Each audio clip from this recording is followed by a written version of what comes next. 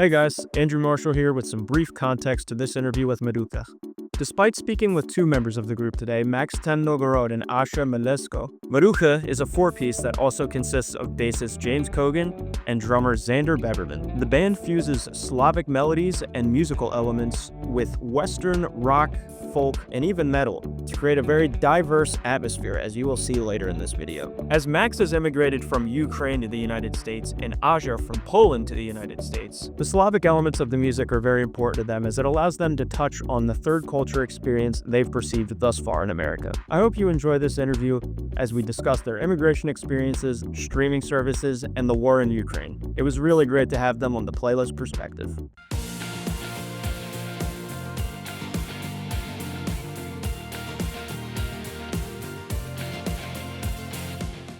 How's it going, everyone? It is your host, Andrew Marshall, here for the second episode of the Playlist Perspective, the audio-visual podcast experience that showcases awesome local bands from the Philadelphia and Delco area, and it is also a place to hear some cool live music as well. I'm very excited to have our guests here today. They are an Eastern European post-folk psych rock act. I mean, their music holds absolutely no bounds. Lots of different genres at play. They have fairly recently released their debut self-titled album on Bandcamp, I believe as an exclusive, and it is filled with odes to the band's heritage and a vulnerable side of their life-defining project. Everyone, please welcome to the studio, Maduka. How are you guys doing today? Thank you.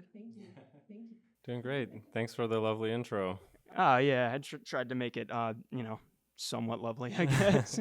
If you guys just wouldn't mind introducing yourself and saying what instrument you play in the band. I'm Max. I play guitar and sing in the band. I'm Asha. I sing and I play synth and accordion. What else? Drimba. Yeah, any instrument with keys on it, I try to get my hands on. We had some melodica in the past, not Yeah. on the album, but Yeah. Even a piano. kazoo. Kazoo makes it into the live shows. Yeah. I took a dive through the Instagram and saw just so many different instruments. There is evidence. There's a lot of depth to the story of like not only your guys' album but the band as well. And I was reading the Bandcamp bio, and the music is described as becoming a larger part of the interrogation of your immigration experiences. I was just wondering if you guys could give kind of like a brief thing about your immigration like stories and coming to America. I'll say for myself, I was born in Ukraine, and I moved to the U.S. with my family when I was 3, and I grew up speaking Russian. I wasn't really exposed to folk music. My parents don't really have a musical background, and for me, like meeting Asha, who was already involved in Ukrainian folk music at the time that we met, and like learning some of those songs and just being exposed to that more and more, it became this interesting thing where like this is part of my heritage. Technically, it's not something I can relate to on a. It's not like my heritage in terms of my family life or my upbringing. It goes kind of farther back than that, and so being an immigrant, it's always there's always some seeking of like belonging, some connections, and finding your place between like this is where you came from, this is the language your parents speak, this is your culture at home, versus like this is the culture you're growing up in. So for me, at least, like getting involved in Slavic folk music is just a way to like really kind of connect with my roots in a kind of deeper way, maybe for me like in a very unexpected way. Maybe even for my parents, it's sort of like, oh, they would have never expected that I would get involved in this music and sing in Ukrainian. But Yeah, something like a term that we've really started using a lot in the last year and a half is the term third culture. And it sort of speaks to the multidimensionality of like what being an immigrant or being part of a diaspora in a country feels like. So in the US, like there's no singular, let's say Ukrainian, or in my case, I'm Polish diaspora. There are the Polish institutions that I'm very familiar with and that I grew up going to, but that also breaks down, and different waves of immigration very much influence what the overall feel of those institutions and what being Polish in, let's say, the US, in my case, might feel like. And, this is something I like, independent of just our music. Like, we have a lot of discussions about like what a diaspora and a diasporic experience in the US means for a lot of our Ukrainian friends, especially since Russia's invasion. You have such like a mass immigration of Ukrainians to the US, and now they're part of the newest sort of migratory pattern, and their culture is very different than the Ukrainians who may have immigrated 10 years ago, and then those who immigrated in the 90s and 80s from Soviet Ukraine, right? And then those generations like stem even farther back to like the early 20th century, where a lot of the sort of Ukrainian diasporic institutions in the US and in Canada especially, which also has a large Ukrainian population, those sort of were founded in the early 20th century and sort of fermented into their particular, I don't know, strain of like Ukrainian Americanness or Ukrainian Canadianness, right? And so all these subsequent waves of immigration end up, coming not necessarily in conflict with one another, but they have these encounters. And sometimes those encounters are very like, this is so different.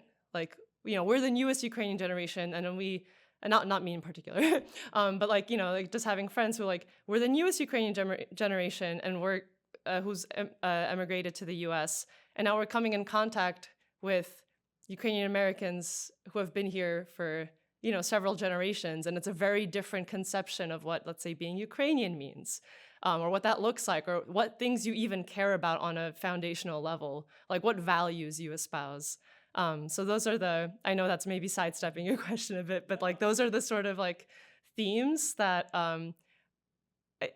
obviously like color a lot of our discussions. And we're working with a lot of, folkloric material and source material as a jumping off point. And so we're working with something real that exists that isn't necessarily part of our upbringings individually, but ends up becoming something. I mean, in both of our cases, we were involved with a group in New York called Ukrainian Village Voices, to whom we owe like a lot of our knowledge of this stuff. I was the musical director of that group for a number of years, and so that just broadened my exposure to Ukrainian folk music.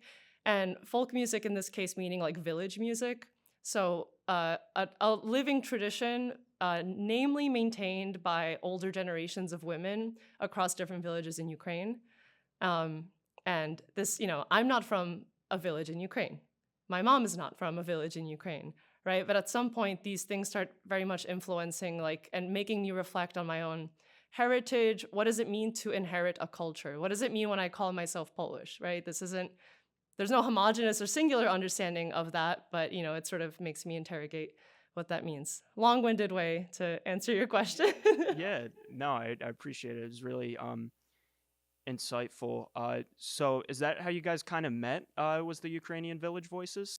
Basically, sort of. It kind of like indirectly, but yes, we did physically meet at a Ukrainian Village Voices album release show in the East Village in New York. So we both grew up in New York.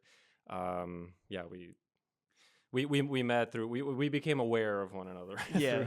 through the And then the friendship kind of just developed into becoming a yeah band. the kind of the Ukrainian folk music and the folk music in general kind of like caught up eventually. It wasn't like from the very beginning, but soon we started, we would just kind of jam together, kind of exploring each other. We have different musical backgrounds. We came to music through different paths, and the definitely like some kind of musical relationship, some symbiosis was there from the beginning, and then slowly it kind of developed into a more concrete project.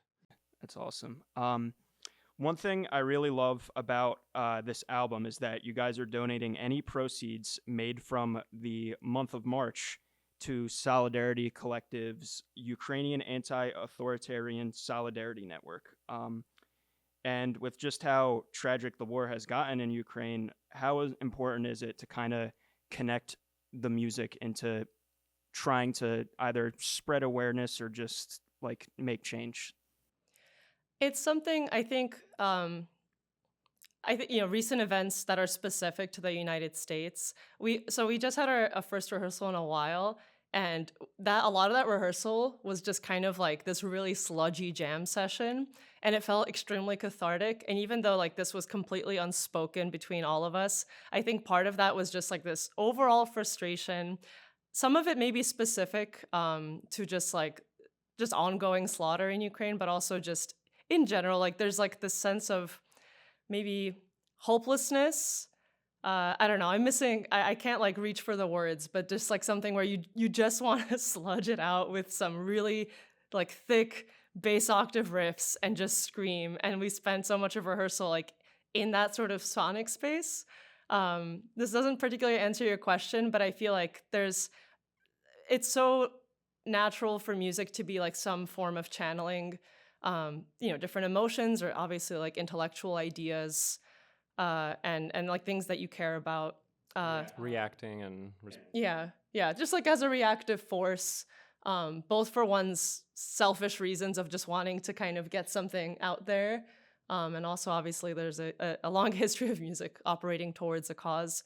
For this month in particular, I mean, we were talking just for a bit about I mean, we were literally discussing like how, like if we, set up a donation thing, like should we do like a match donation, whatever. And it's just like, just donate 100% of it. Like just that's the easiest way and round up.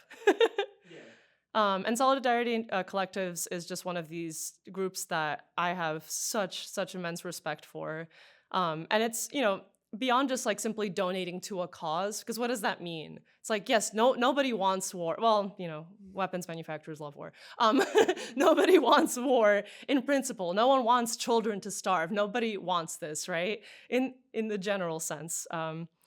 But what is a cause? And like, if I interrogate my own values more deeply, like in my personal life, and I think most of us in the band like align more with like, particular like anti-authoritarian values, and obviously a future-free Ukraine. I also want not to fall into certain defaults that are not the sort of, Ukraine or any place that I would want to see. So like, here's a group of people really like doing the work, who I very much trust and have a catalog of documentation that is a testament to that. So that's why like that particular cause and like this particular collective. Absolutely. As you guys have kind of mentioned before, Ukrainian village music that you guys found in like digital archives, I think. Yeah, in the Bandcamp bio it said that. How did that kind of like directly like impact the album? Like, are these songs like interpreting like different songs, or are they just kind of like influences for the music that came out? It's a bit of both. Yeah, it depends on the song. Like some tracks on the album are, a more direct arrangement of an existing song with, kind of like with documented lyrics and other versions available even online. Sometimes there's some picking and choosing in terms of which verses we want to include or what order. But I think the goal was always to kind of like experiment with that as much as we can, as much as feels natural, and use that music more of as an influence and kind of find our own something that feels like truly original output that is, where we still feel that that presence and that influence. So some of the tracks are definitely much more, kind of deconstructed and reconstructed and just totally original takes, maybe infusing more of like bits of poetry or nursery rhymes or just kind of like reflecting the culture, reflecting different sort of these influences in the background in different ways. So yeah, I think definitely moving for this was kind of like very much this album is sort of like representative of how we started, which really was from the very beginning. Like we're playing these songs, we are presenting these songs that we learned in the form that they exist. We just added some acoustic guitar to it, and then slowly it's like, okay, well, what if we really play with this and add this whole instrumental section and totally just kind of what's the word, like meander through all these influences and including more and more of our own kind of like aesthetic, preferences. Yeah. I thought it was very cool as I was listening. It gets really like heavy and sludgy at certain points as well, which I always appreciate. How important was it for you guys to release it on Bandcamp exclusively as opposed to one of the streaming giants that just loves to not pay artists enough? Well, you gave one of the reasons. I don't know how willing screw it. Spotify is my general philosophy. If that's a clip that goes viral, people will hopefully listen to our album. Maybe out of spite, but the numbers are numbers. No, I'm joking. But there's like in a very core way, neither of us two, and we're like very much the driving forces of the band, right? We don't use Spotify, and we kind of never ended up using it, even when everyone else was. Not because it didn't start with any sort of like deeper political motivation. It was simply like, didn't ride the wave in time, and this wasn't useful. Whereas Bandcamp, that's the only basically like music listening app that I use other than just having stuff on, namely my computer, because I don't have enough space on my phone for music. But it's like, well, we use Bandcamp. This is a platform. This makes sense. So there's that. Like, we don't use Spotify. Then there's just the sort of like the bottom of the iceberg, which is that there are so many things that Spotify in particular, and I don't mean not to call out other streaming platforms. I think streaming as a service risks falling into the same problems. I think Spotify is truly amazing at doing all the worst things, besides like the model of streaming, never necessarily paying artists enough. But the more saturated your service is, you might end up with the same sort of numbers game. I don't think that's the principal reason to hate Spotify. They take numerous steps to really demonetize. And I don't want to like go on a high horse here. There's a book that I read recently, and it just came out, I think, January of this year, called Mood Machine. And then the other part of the title I don't remember exactly, but it's like the rise of, the cost of the perfect playlist, the rise of Spotify and the cost of the perfect playlist. Mood Machine, in any case, by Liz Pelly. And it is a very thorough detailing of the rise of Spotify, what models it adopted, why it is the way that it is, and what that service in particular has been doing to really devalue artistry and artists, including, platforming and creating ghost artists on its own platforms that then also siphon money that could go to real people making music. But sorry, that was not a very elegant answer to your question. If you wanted to add something to that. I also just like always liked Bandcamp as a platform. Yeah. It really makes sense where like, you have certain limitations, but you can design your kind of marketplace like exactly how you want. Your album art is front and center. You have your tracks. Just here it is. Things like Bandcamp Friday, which just passed too, are also very cool. Yeah. Like, just cool additions to make up for the things that other streaming, services don't really. So we kind of like touched on it a little bit, but you guys also posted recently that you met up as a full group, like for the first time in about like 8 months. And, just due to all kinds of stuff that happens, that's just a part of being a band. There's going to be little hiatuses. How exciting is it to all get back together and kind of gear towards like moving forward? It was a good rehearsal. Yeah, it felt good. Yeah. Yeah, I mean, I want to acknowledge like the other two members of our core band, James and Sander. James plays bass in our band and on the album, and also is currently still in the Ukrainian group in New York. Mm-hmm, yeah. So he actually, when I was in Ukrainian Village Voices for only one season before COVID, and that was the same time that James joined, and he kind of like has gotten deeper and deeper into Slavic music himself. And he's definitely also just want to acknowledge that he's like contributed a lot to shaping this particular album and like our sound, and especially a lot of the heavier moments. That's his influence. In part. And Sander's a great drummer that James brought on. So like we're very grateful to them. They both live in New York, so coordinating rehearsals and shows and stuff like that has always been a little tricky. Just having this this band with New Jersey planted right in between us. But yeah, what was the question?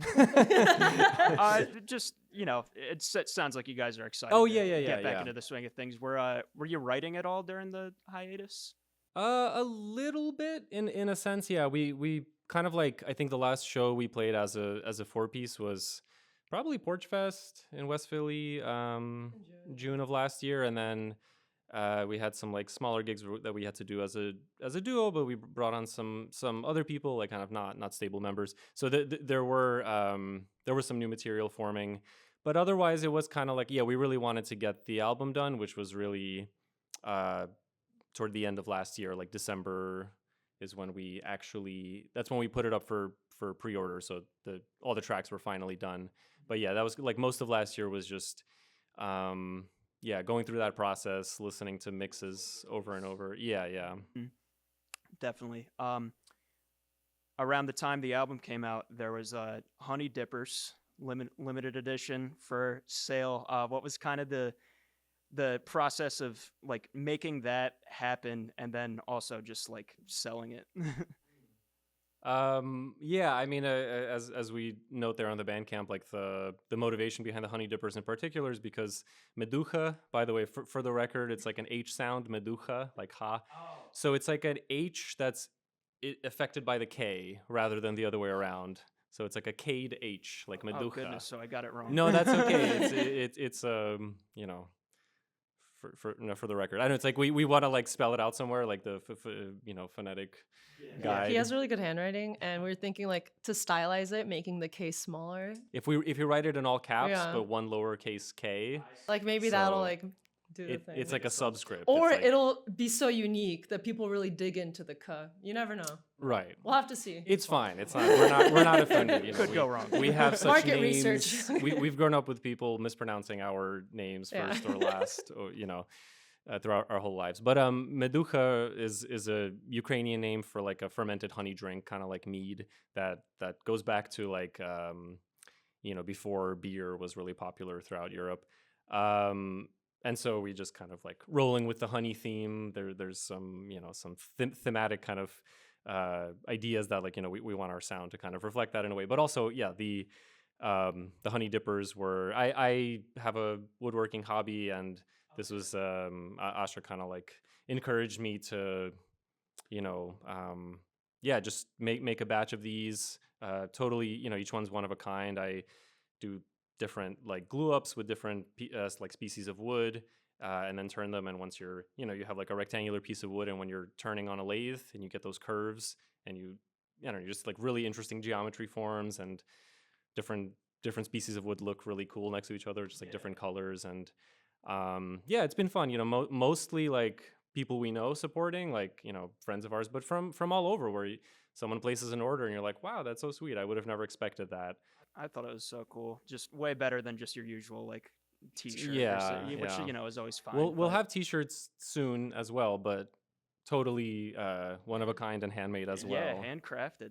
We're also really excited. So, oh my gosh, months ago, we commissioned 8 artists. So there's 8 tracks on the album, 8 artists, one to design basically track art for each track. And we sent them like really primitive recordings of the tracks. And we didn't follow up with like the more polished ones as time went on, just so that, we wanted the primitive track to sort of influence the art. Like this should have enough material for you to work off of. And I don't remember the exact prompt, but it was basically like, you can do anything. Here's the track. You can make a literal representation. You can make a very abstract representation. You can, if you choose to listen to this and just go off with your own idea, by all means. But we're going to hopefully by our next gig, which is in late April, but we want to finish up a whole booklet, like a zine, including all that track art, because it's really amazing what all the artists like sent back to us, and like lyrics and some other additional art. There was a lot of before we landed on our own album art, like there was a lot of toying around with different ideas, and so some of that we want to maybe insert into the zine, because it was just it's like part of that whole process. Before you land on something, there's all these scattered thoughts, many ideas that end up abandoned to like the dustbin of former idea history, but that were good. And so how can we bring those back and maybe recontextualize them with all this other stuff? But I don't know if you wanted to add something to that, because I'm very excited to put the zines together. Yeah. Yeah. Yes, and it's a bit overdue, Right. but we had delays and personal things that kind of made things shift, slide down the calendar. But yeah, I feel like that's a very cool way to have the music kind of live on, like after you've went and recorded it in a studio. You know, it's something cool to do post album, which I don't feel like enough artists do. Um, my last question here for the interview portion is, how has it been kind of being a band in the Philadelphia / Delaware County, whatever you want to call it, PA music scene? Like, has your experience overall been good? Yeah, I mean, I think Philly is a great place to play for anyone. Like anytime there's bands from elsewhere coming to Philly, I like tell them like you're gonna have a great time. Philly crowds rock. I don't know if your experience is different, but whether it's shows I attend or shows that we've played, like Philly crowds throw down. There's so much energy for you as a performer to work off of. And truly, anytime someone does play in Philly, they're like, that was amazing. Like there's just kind of, so I hope that's something that persists in Philly. I'm not sure what it is exactly that informs our incredible, like, you know, very appreciative crowds here. And also just like, yeah, it's interesting to enter a music scene. Obviously the music that we do is, I don't, you know, I don't want to say like, oh, it evades characterization. Like, you know, it's like, oh, it's genreless or genre breaking, because that sounds obnoxious. And I don't even know if that's true, but it is harder to kind of pin down like who is our crowd. And we've sort of very organically fallen into some scenes. Like we've played with this Iranian like funk punk band Hodgepodge, which I love. And, you know, we've even like played with some of their musicians. We've like that's poached true. them for Sam plays trombone on the our album, album. and he's Yeah. also a So all those core member of amazing Hodgepodge. trombone riffs. That's Yeah, Sam. thank you, Sam. But yeah, like we've played a couple of shows with Hodgepodge, and we shared a porch at Porch Fest one year. And like their music, I mean, like it is just such a party whenever they play, and so it's such a joy. I mean, our music sometimes is so like heavy and moody in a way, so it's a good balance. Like it's not two of the same, but they complement each other, and we're working with like similar themes, and we're singing in different languages, like well, rather non-English languages, right? So it ends up becoming part of like a bill that really works, even though the music's very different. What are some other, I don't know, Philly music scene, As far as bands we played with, or just in general? yeah, no, I've definitely I feel the same way. Overall, like very positive experiences. Also, when there's a band like we played on a bill with a band that was coming from Cleveland, Yeah. Soleo. Yeah. Soleo. Also like Iranian influences, but it was like a very interesting like progressive kind of metal sort of thing.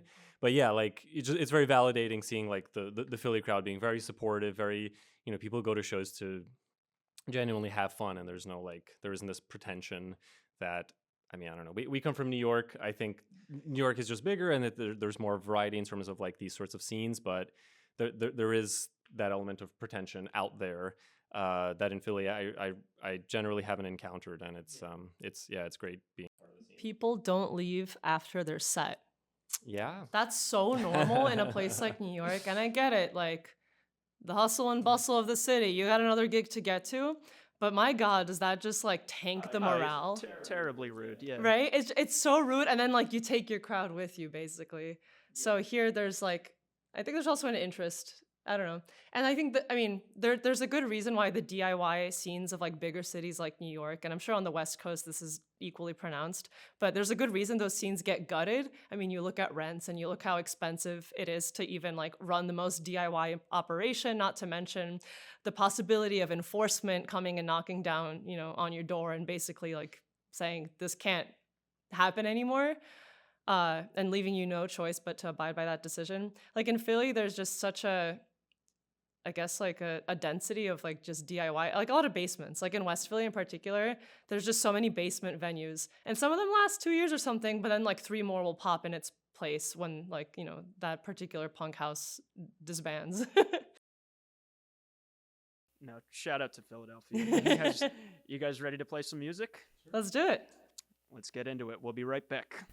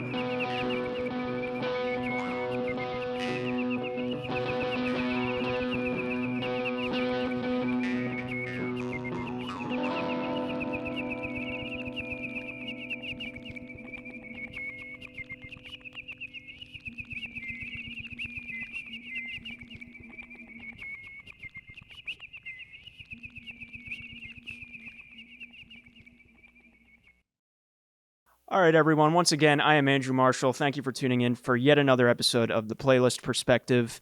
Thank you to Newman Media for making this possible. All the equipment that we use is theirs. And thank you guys again for coming in. What is next in 2025 for Madoka? A lot. A lot is in store. A lot, including. We are playing at New Jersey Folk Fest. April 26, 2025. And then Porch Fest at West Philly. Best day of the year. And then Jetlag Festival in the Catskills. Is it the Catskills? It's the Catskills. June.